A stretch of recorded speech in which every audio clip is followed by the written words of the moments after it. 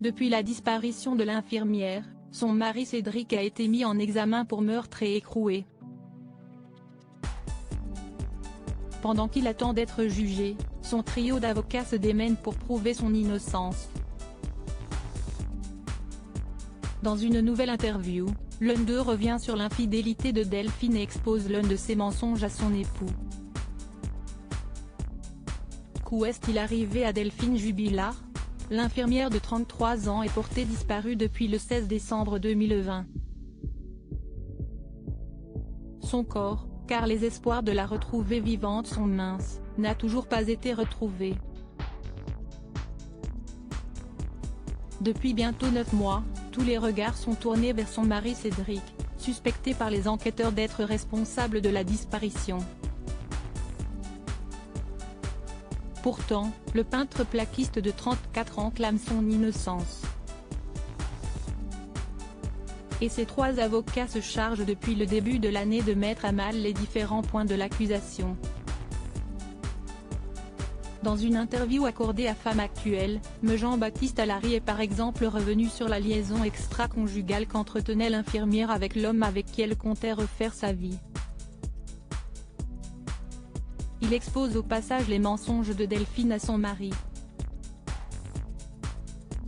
Il a confirmé qu'elle avait déjà quitté le domicile conjugal au mois d'août 2020 pour aller voir les étoiles. Lorsque Cédric Jubilard a tenté de la contacter ce soir-là, elle dit à son amant: « Mince, mon mari a vu que je n'étais plus à la maison. » Elle répondra à son mari qu'elle s'était endormie dans un champ pour regarder les étoiles. En réalité, elle était au téléphone avec son amant, raconte l'avocat. Pourtant, Cédric devait se douter de la nouvelle vie sentimentale de son épouse, puisqu'il avait prévu de se séparer après les fêtes de Noël, et il était lui-même inscrit sur des sites de rencontres.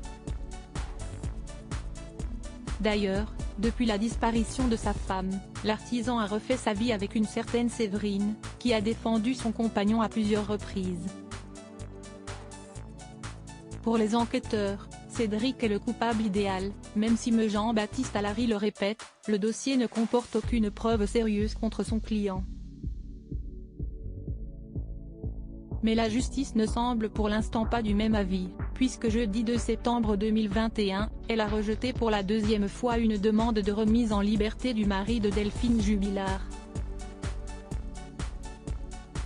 Suite à cette décision, la défense garde tout de même espoir, puisque l'AF précise qu'une nouvelle audience devant la chambre de l'instruction de la cour d'appel devrait avoir lieu d'ici une quinzaine de jours.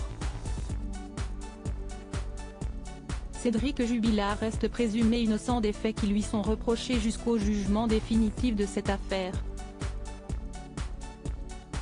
Retrouvez l'interview de Jean-Baptiste Allary en intégralité sur le site de Femme Actuelle.